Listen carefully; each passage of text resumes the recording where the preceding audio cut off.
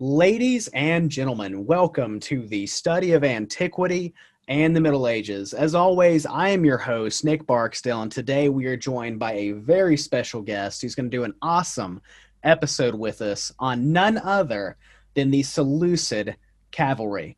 Dr. Silvannen Gerrard, thank you so much for coming on the show today. Thank you for having me. And so, to start off, would you tell us a little bit about yourself? Sure, so I have a PhD in classics and ancient history from the University of Manchester, and I'm a Hellenistic historian, so that means I'm interested in the period after Alexander the Great's death, but before the rise of Rome and its eastern conquests. And in particular, I'm interested in the military developments of this period. So my research is on the Seleucid cavalry and its unconventional troops. So by that I mean its war elephants, its scythe chariots, its camels. And I'm interested in seeing how these develop over this period and how they're integrated within the theoretical conceptions of the army and its actual tactical conception as a whole. And to start off, for those who may not be familiar with the subject, but they want a basic understanding, would you mind telling us what was the Seleucid Empire and what did it come out of? The Seleucid Empire is one of the major kingdoms of the Hellenistic period, and this starts from the chaos of Alexander the Great's death. So, as we know, Alexander the Great, during his lifetime, conquered the Achaemenid Persian Empire, so broadly the area that is the Middle East, right the way through into India. And when he dies in either 323, 322 BC, there's no clear successor. His son hasn't been born yet. It's not clear who he wants to be in charge, if anybody. So all his generals decide they're going to claim power for themselves. And that creates like a 70-year period of absolute chaos. And this is known as the Wars of the Diadochi, or the Wars of the Successors. Now, I'm not going to go too much into detail about those wars because they are very, very complicated and there's lots of people who are involved. But with the Seleucids, Seleucus was one of Alexander's generals, and he was appointed the governor of Babylon. And this is taken away from him by Antigonus Monophthalmos, or Antigonus the One-Eyed, who's like the one general of Alexander's who really wants to keep hold of the entire empire for himself. And Seleucus retakes Babylon in 312 BC, and then he goes campaigning in the east and sort of solidifying the area under his control. And all the chaos of this period sort of culminates in the Battle of Ipsus in 301 BC, where Antigonus Monophthalmos is killed.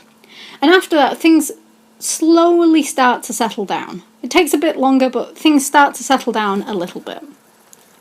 And from that, we get the major dynasties and the major kingdoms emerging. So you get the Ptolemies in Egypt, you get the Antigonids in Macedon and Greece, and you get like the Seleucids. And at its height, the Seleucid Empire spans from Asia Minor, so this is sort of like modern-day Turkey, Syria, right the way through the Middle East to the borders of ancient India. So modern-day, we're talking Afghanistan or Pakistan.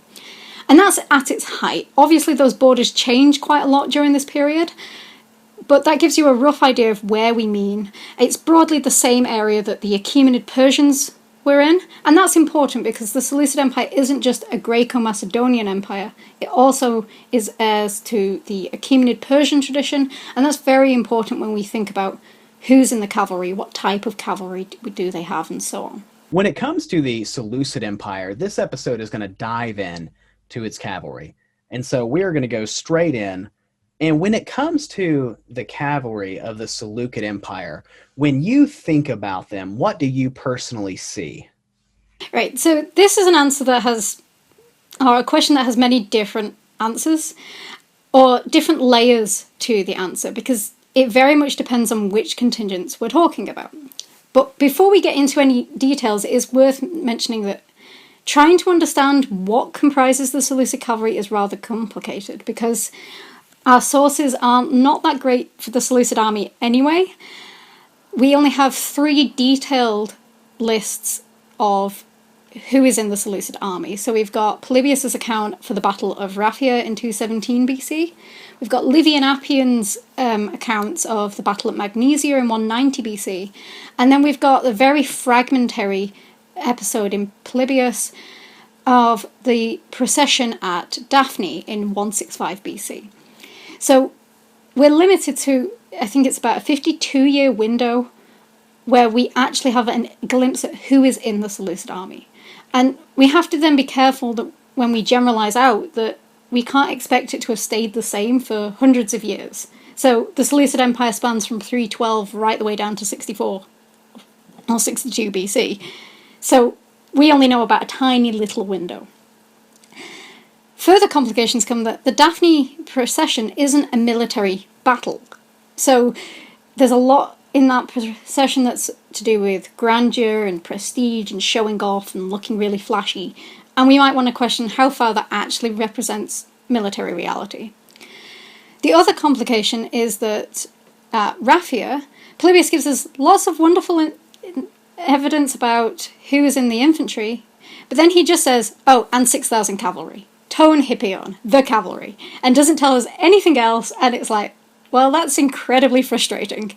And that tendency to just call them the cavalry is rather common, and that means trying to work out who's in the cavalry gets rather complicated. It doesn't mean that they're all the same, because that isn't the case, but it does mean that it's not as clear as we would like.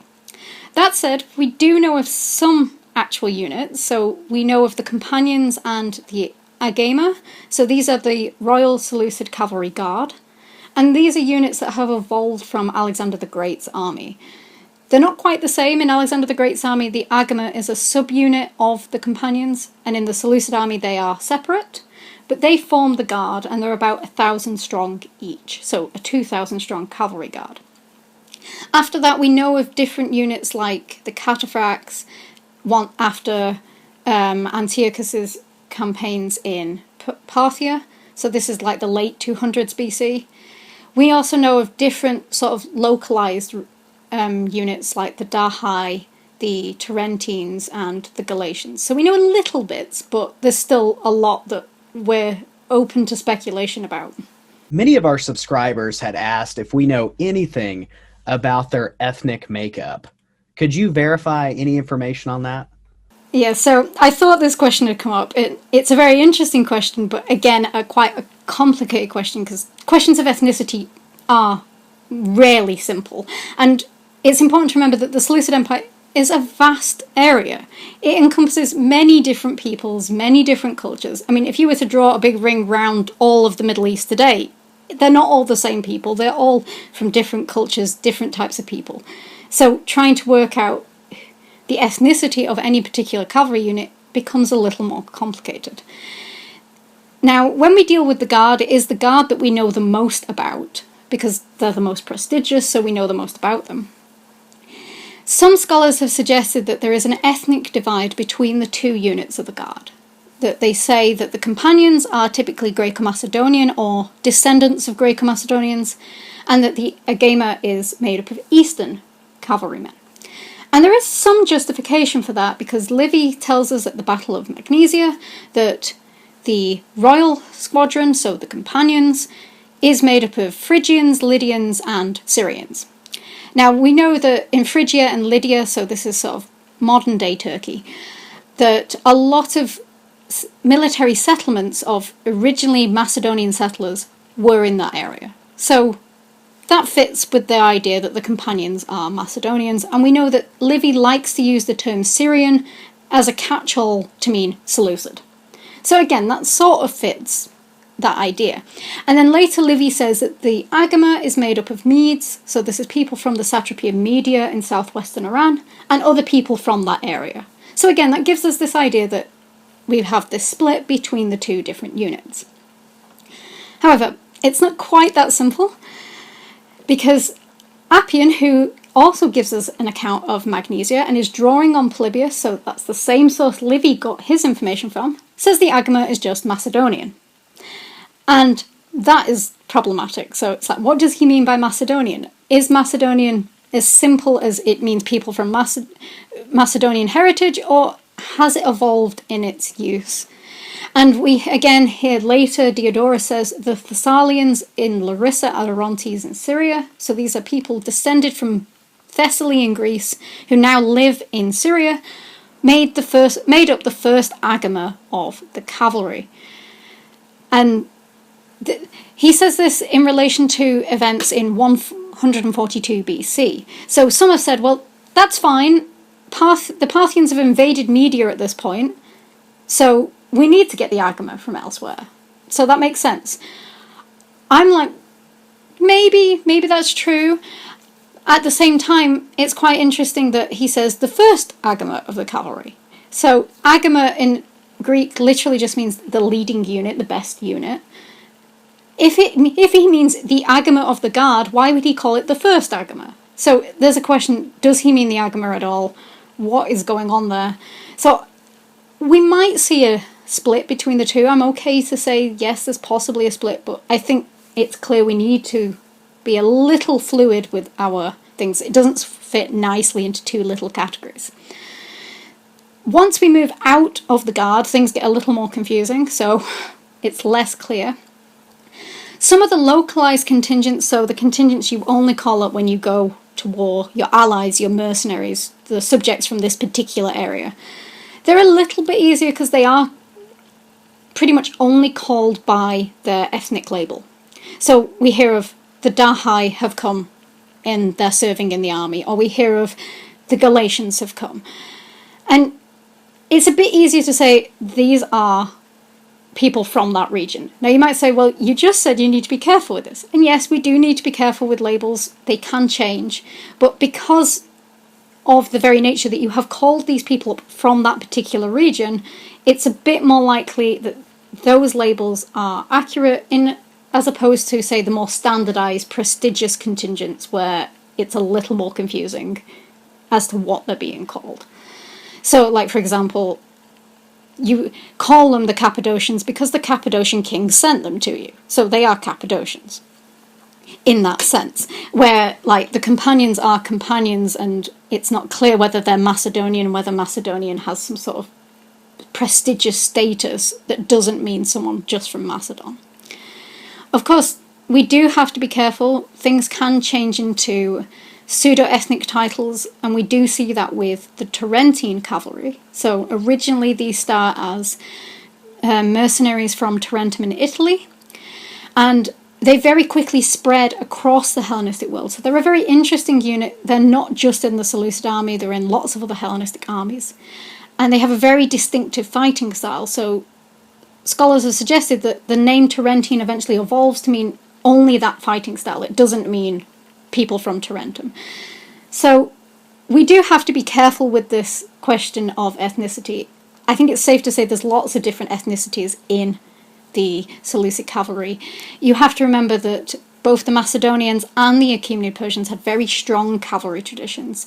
Both places were very good at cavalry, so it seems quite likely that there is lots of different people in the Seleucid army. When it comes to the typical cavalry of the Seleucid Empire, would you say that they would rely on mercenaries just as much as citizen soldiers, or did it really just kind of depend?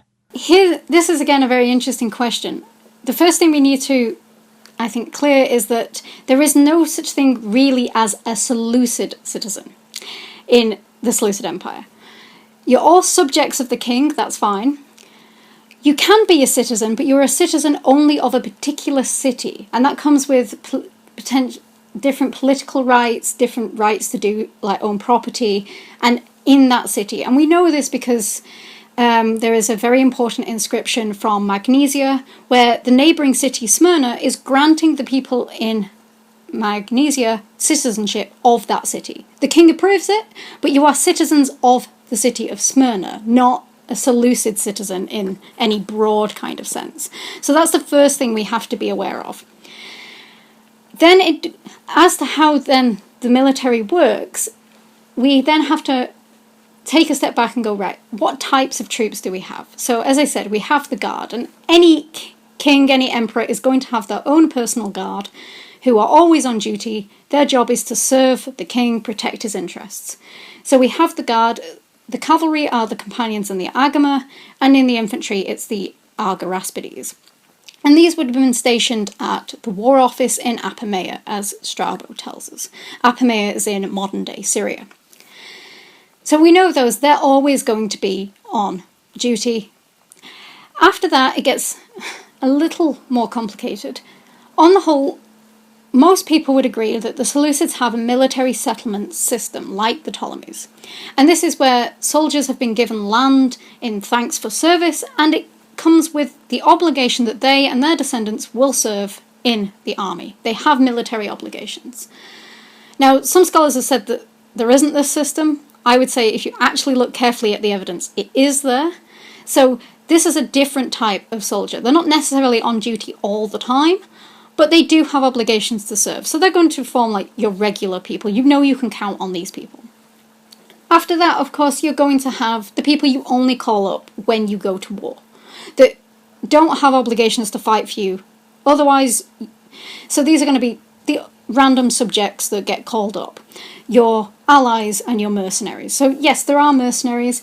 Trying to work out who is a subject, who is an ally, who is a mercenary gets very complicated very quickly, because it's not clear whether, are you subjects or allies? Are you allies, or are we paying you, and does that make you mercenaries? So it gets a little complicated, but they would have had mercenaries in the army. And that's a great point, because I didn't actually realize that. And I know many of my subscribers had used the term Seleucid citizen. And so that is a really great point that I know many of us are going to appreciate. So thank you for expanding on that. And so another subscriber had asked, when it comes to service in the Seleucid military, do we know anything about whether most of it was voluntary or whether they relied heavily on conscription? Again, this is part and parcel of what we said before about it depends who you are and what your military status is. So if you are a settler, you have an obligation to serve. And when the king goes to war, it's understandable that he will expect you to show up. So it's not conscription in a sense that we understand it. It's more a pre-existing obligation. You or your ancestors have agreed you will fight for the king. As for, say, the people you just call up, general mobilization, it's a little less clear. We don't really know. It's not going to be anything formal like conscription as we understand it. It might be you tell your local satrap, I need 10,000 men. How he gets those 10,000 men's up to him, as long as he turns up with 10,000 men. And there's going to be some voluntary element that it may have been at some stages that, particularly for these cavalry that are not your major cavalry, that just owning a horse is good enough to make you eligible. So again, it depends on who you are and what type of obligations you have to the king. When it comes to the Seleucid military in general, what do we know kind of the size of the army at a normal time? This is the sort of question that it depends on the battle that we're talking about. So, roughly, I would say that the Seleucids' battlefield potential, which is not the same as its total military potential, because you're never going to put all your troops on the battlefield, because if you lose, that's going to be like suicide. So, we're talking around 60 to about 80,000. That's not to say they can't have more, so in Antiochus's eastern campaigns, so we're talking about 212 BC to about 206 BC, Justin tells us he's got over 100,000 men. Now, those numbers are huge, and a lot of people have said, whoa, calm down. Maybe it's not quite that big. But there are reasons to think it may have been quite large, that it would have been larger than a normal army, because this is a huge campaign he's undertaking. And the Seleucids certainly could mobilise that many people, but on the battlefield itself, it tends to be between 60 and 80,000. I can't even imagine. I mean, like, if you read battles in the medieval period, from what we're talking about when it comes to the Seleucids, just their army alone would dwarf most of the countries in Europe when it comes to their standing armies all at once during the medieval time period. And so the fact that we're looking at the ancient world and just the sheer size of those numbers, I mean, that's absolutely, crazy. Yeah, that's one of the things in the Hellenistic period is just how large the armies are. I mean, obviously the Seleucid Empire is a huge place, so it can get a lot of people. And if you compare to, say, Alexander the Great's army, he's only got about 40-odd thousand at best, so he's got considerably less. And that's one of the things we see in the Hellenistic period is armies getting bigger. And a lot of people have criticised the Hellenistic generals for just relying on the size of their army. And I don't think that's fair. I mean, warfare changes, but yeah, they're relatively big. They're not always that big, but they're quite substantial a lot of the time. And so many of us are familiar with the terms such as chariot cities, so on and so forth, of these great kings in the ancient Near East. And my question is, when it comes to like the cavalry of the Seleucid Empire, did they have cities throughout that basically hosted these large numbers of mounted troops? Again, this is a question that I've spent a lot of time thinking about. The first thing to clarify is chariots in the Near East are an Assyrian thing, so they're several hundred years before our period. Even the Achaemenid Persians aren't really using chariots. There are scythe chariots, as I've mentioned, but no major chariot armies at this period. Chariots tend to be limited or ceremonial at this time. As for the horses, this again, it depends on your type of soldier. So your guard, we know, was kept at Apamea when it's not being sent elsewhere. And we know that there were some studs there. So I think Strabo tells us that there were a royal stud of 30,000 mares and 3,000 stallions. And we know that the guard is 2,000 strong, so they're going to have their horses there as well. As for the others, as I said, it depends. So anyone who's a military settler and serves in the cavalry is going to have their horse probably with them. And garrisons are going to have cavalry elsewhere. After that, it becomes a lot harder to tell. There are some places we can tell that were home to studs of horses where they would breed horses. So Media is the most notable one, but there was places throughout the empire. But evidence for that becomes a lot more scarce because a lot of our sources just don't care about that sort of stuff. Let's talk boot camp. Did they rely on heavy training for these riders, and do we know anything about their training exercises and etc. that they would have had to have went through on, let's say, a regular basis? So this is a question I would absolutely love to know the real answer to. It's a question that always comes up, and it's unfortunately one we really don't know very much about at all. So, as I said, we know the guard are in Apamea, and Strabo also tells us that there are instructors who are paid to teach the arts of war and heavy armed fighting, and that there are cult breakers there. So that's reasonable to assume that the guard, at least, are getting some training, and some kind of formalised, centralised training. And to be honest, if you want a decent guard, you're going to want them to be able to fight. I would also argue that the military settlers will have some kind of training as well, though we really don't know what that consisted of and how formalised that was. And how far that extends to your other units, again, it's something we really don't know. As I said, it might have been for some of the less formalised contingents that just having a horse makes you eligible. That you can ride a horse, great, here's a sword.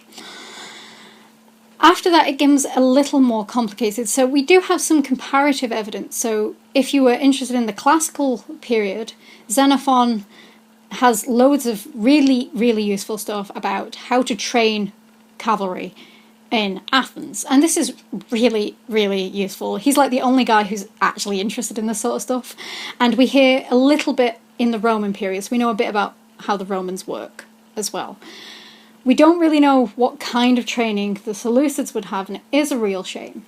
We do know that when we get to Cataphracts, so this is the very heavily armoured cavalry, they would have needed a lot of training. That you need training just of how to sit on the horse in all that armour, and your horse has got armour on.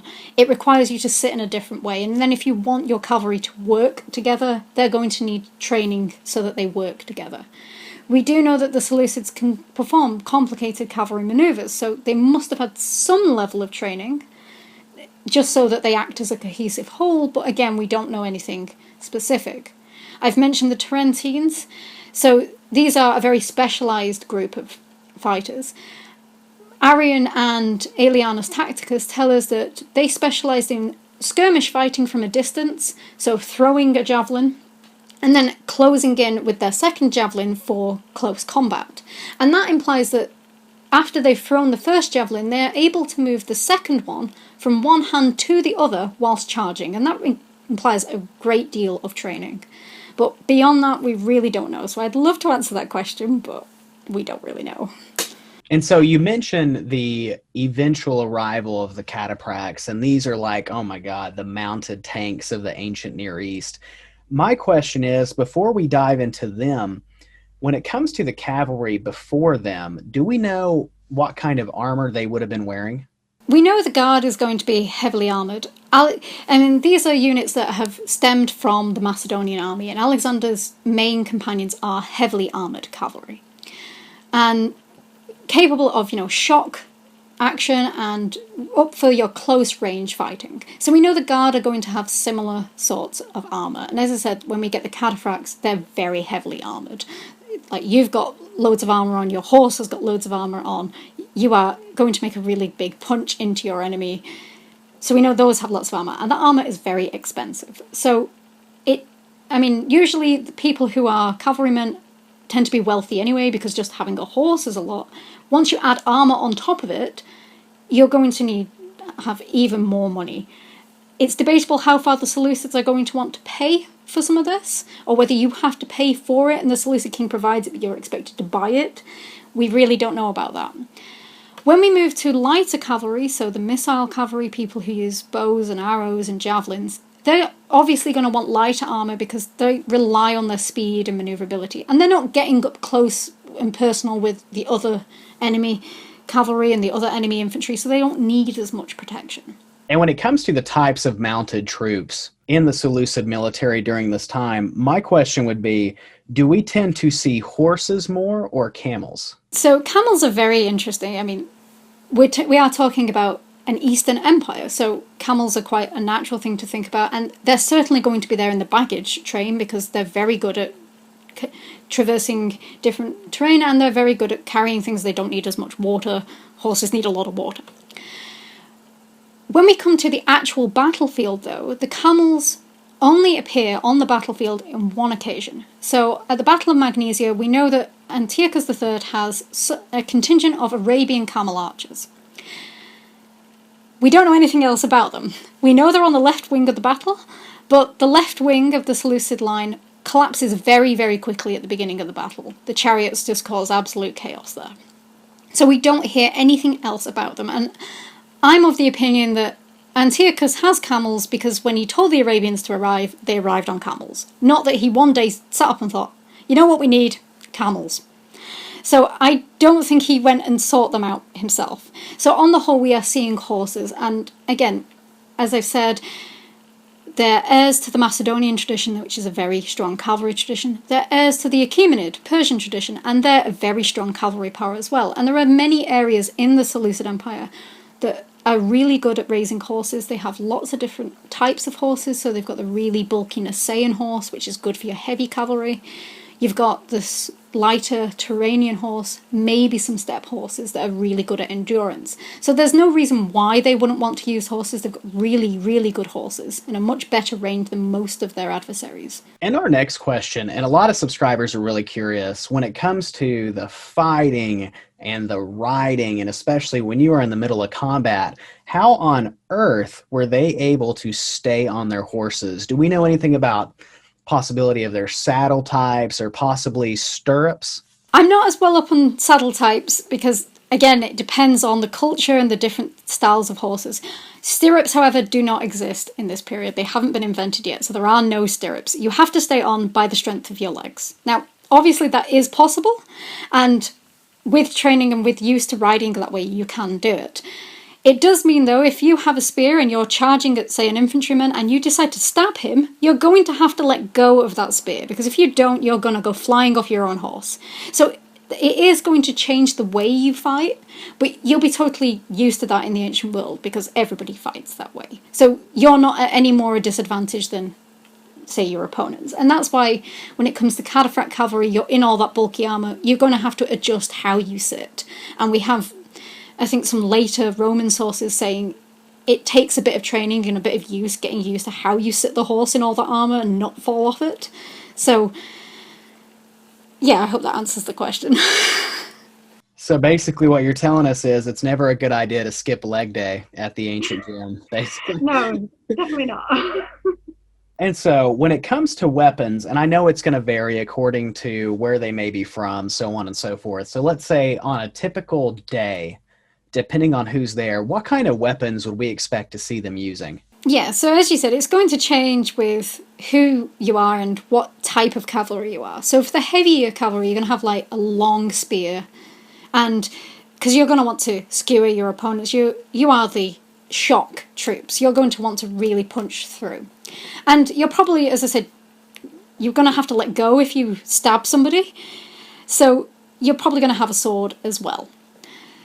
And then we move out to javelins, so you can throw those, and then bows and arrows and things. So it really depends on the type of cavalry and what you want your cavalry to do. So when we move into missile troops, there's lots of different things you could have, and there are some really interesting Achaemenid parallels. I think Herodotus has one where, oh, these people have lassos. We never hear of them in battle, but that's quite cool that they've got lassos and like ancient cowboys on the battlefield. That'd be quite fun.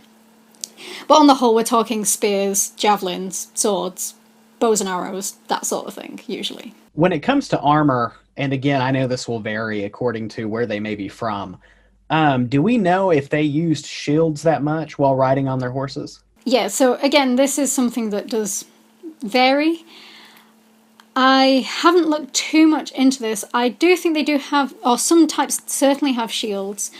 It's hit and miss what type of cavalry you are and how big that shield is. So it's not something I've spent a lot of time thinking about, but yeah, there will have been cavalry shields, but it's hit and miss as to who has them, who doesn't, who needs them, who doesn't.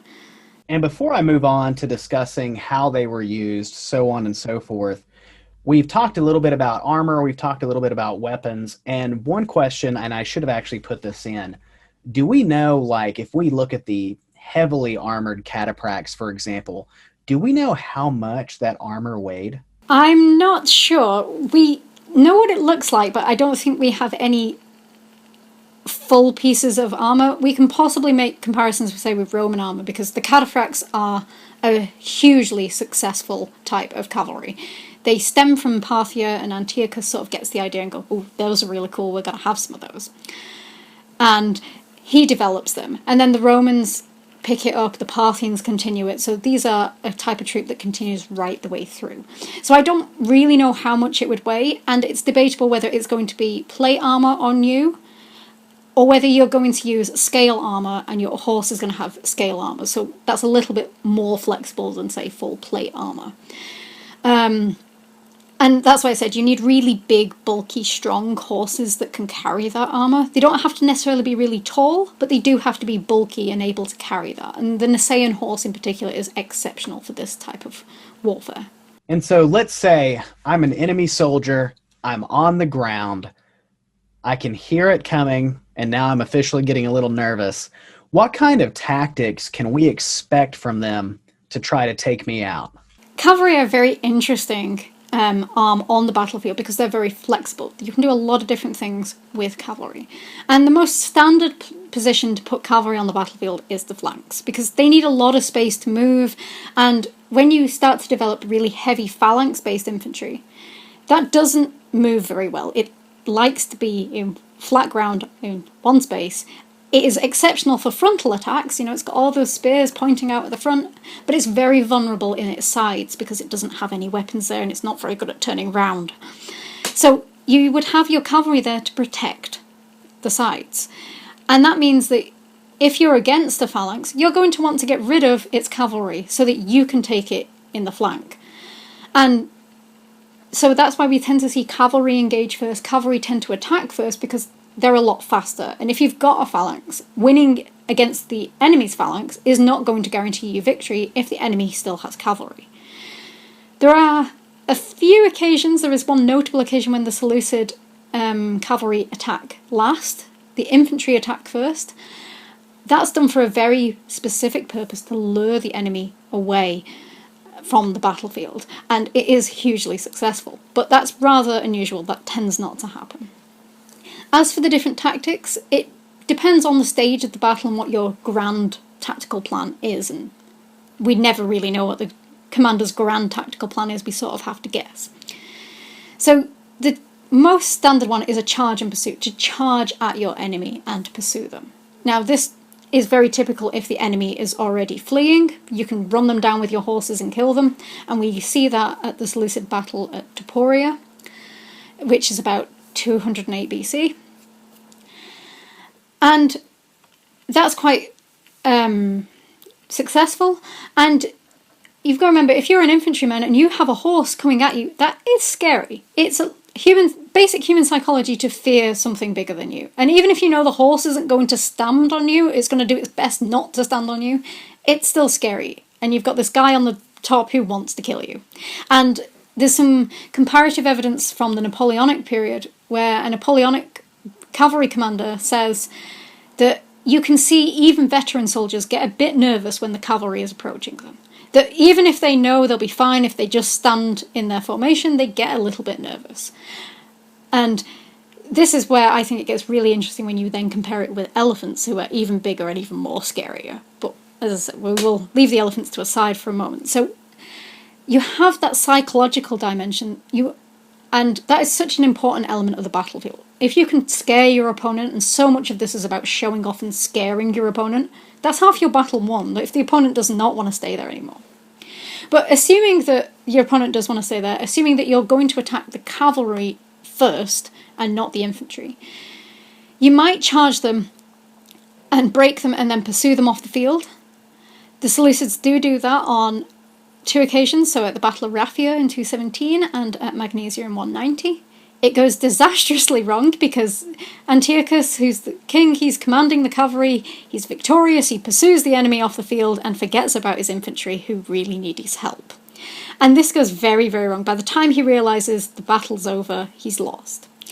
What is very interesting is you would think he would have learned. After it goes very wrong at Raphia, you would think at Magnesia in 190 BC, he'd learned not to do that. Particularly because at the Battle of Panion, which is sort of in the middle of these two, it's at 200 BC, his son, who is commanding the Cataphracts, charges the opposing cavalry, defeats them, and turns into the infantry, like he should do. And it's very successful. So you would think his father would have listened to that, and go, that's how you do it. But he doesn't. So that's one tactic you can use. It can be successful. I mean, Alexander manages to pull it off all the time and is very successful. It can go horribly, horribly wrong if you don't pay attention. Other things you can do is sort of the flip of that, the sham retreat, where you pretend to retreat from the enemy's advance and draw them away from the battlefield. And this is most spectacularly seen at Ipsus. So the Seleucid cavalry pretend to fall back from Demetrius' attack, and then Seleucus moves the elephants across the pass so Demetrius can't get back, and he can then surround the enemy's infantry.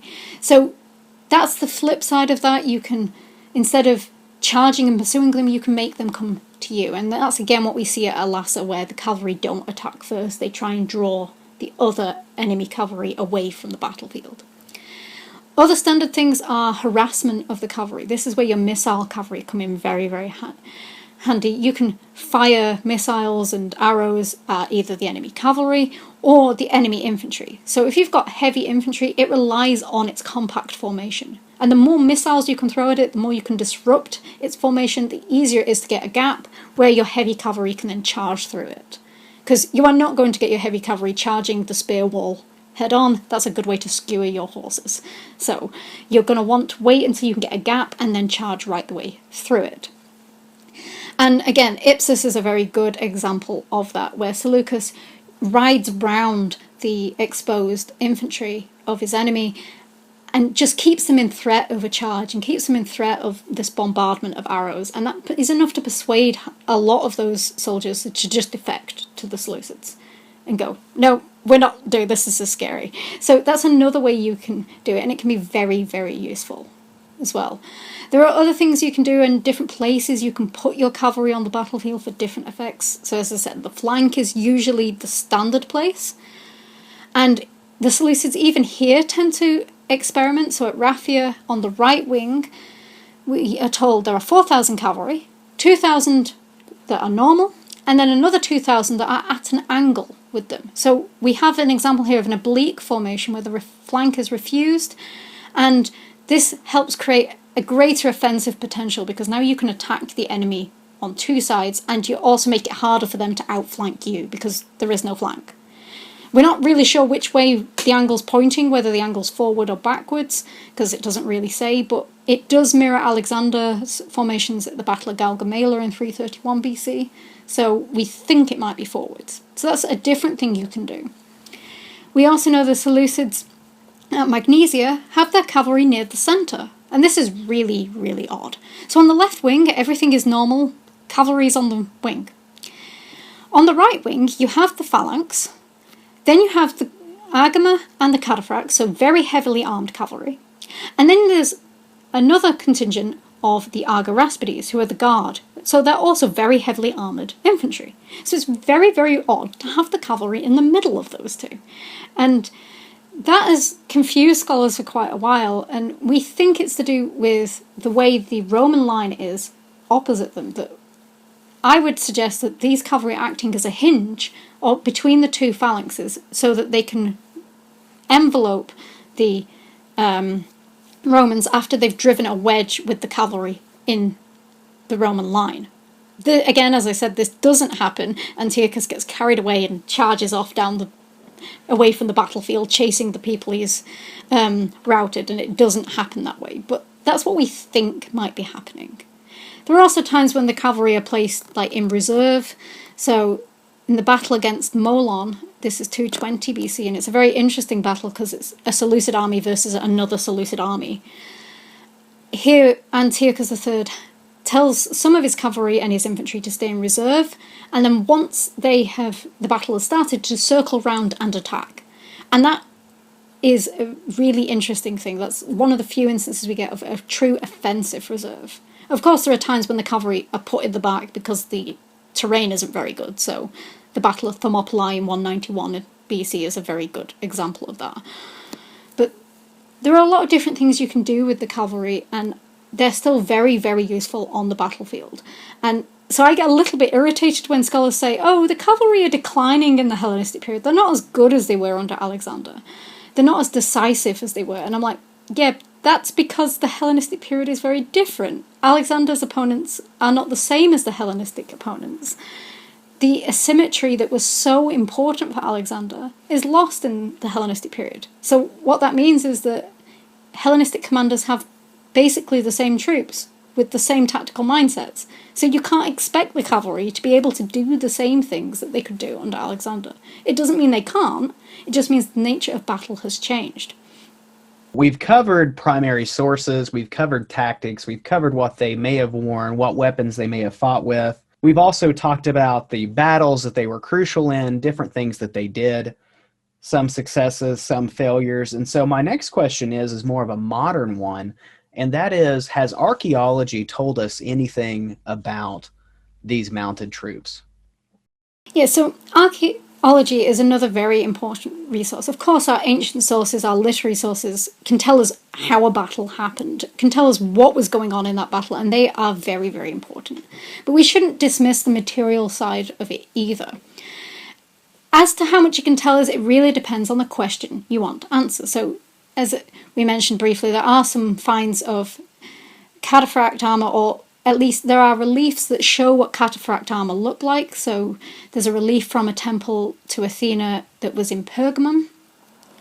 There's also some finds from Ai-Khanum and a little Syrian figurine, which I think is in the Louvre now. When we move, say, to elephants, there is a wonderful statuette from Marina of an elephant crushing a Galatian soldier, so that's quite fun. Well, not fun, but quite interesting. There's also coins, so lots of numismatic evidence. We don't tend to see cavalry on that as much, but we do see different types of horses. The horned horse was a Seleucid royal symbol on coins, so we see it quite a lot. Again, we see elephants quite a lot on coins. There's also the epigraphy and the epigraphic and iconographic evidence that I've mentioned that can tell us that certain units existed, or it can tell us about, say, Seleucid citizenship, can tell us about what the status of these particular men were. There's some evidence for military settlements, or at least settlements that may have been military. If you're wanting evidence for, well, where did they keep their horses? Do we have any horse stables? Things, that's when the archaeology starts to fall apart a bit. There isn't as much there. So it depends what kind of question you're wanting to answer with the archaeology, and we do need to supplement it with all our other sources to try and build up this picture. I mean, trying to study the Hellenistic world is always going to be one of those, what sources do we have? How do I compensate for the gaps in my sources? When it comes to the end of the Seleucid Empire and the new ones come in, how does the cavalry of what was the Seleucid Empire change? This is a question I'm not as sure about, because my research stopped at 160 BC. Partly because once we get past that period, the evidence for actual engagements gets very, very sparse. It's very hard to tell what's going on. So we might know that certain battles happen. There's a Babylonian astronomical diary that tells us that of a particular battle and that the elephants are there, which is quite interesting because a lot of people say, oh, there's no elephants after the Romans slaughter the herd at Apamea. And it's like, well, this says that there are. This is 150 BC. This is much later. There must have been elephants. So I don't know as much here because the evidence gets a bit more fragmentary. It's harder to tell what's going on. It's not something I've spent as much time looking at. And obviously once the Parthians invade, and once they capture Media, a lot of the Seleucid cavalry can't get their horses where they used to get it. Media was one of the best places to get their horses. It's where they got their Nisaeans, the big bulky horses, from. So that's going to be a real blow to Seleucid cavalry. And we know it's the Parthians that take over this area. The Romans get some of it in their province of Syria. The Parthians take over. So we then have to look at Parthian cavalry and how that changes. So that is a real turning point, I think, in the Seleucid Empire. That invasion of the Parthians and the conquest of Media and the surrounding areas. Ladies and gentlemen, thank you for joining us here today at the Study of Antiquity and the Middle Ages. Dr. Gerrard has done a great job of taking us through a topic that I knew very little about, and that is the cavalry of the Seleucid Empire. We learned a variety of things from an archaeological perspective to primary sources and beyond. And honestly, I'm really excited. I can't wait to have you on again. And once again, Dr. Gerrard, thank you so much for coming on here today. Thank you very much for having me. It was a pleasure. And to my subscribers, check out the links in the video description below. It's going to take you to places like her academia page where you can learn more, really take advantage of all the great things she has to offer when it comes to better understanding the subjects that we all love.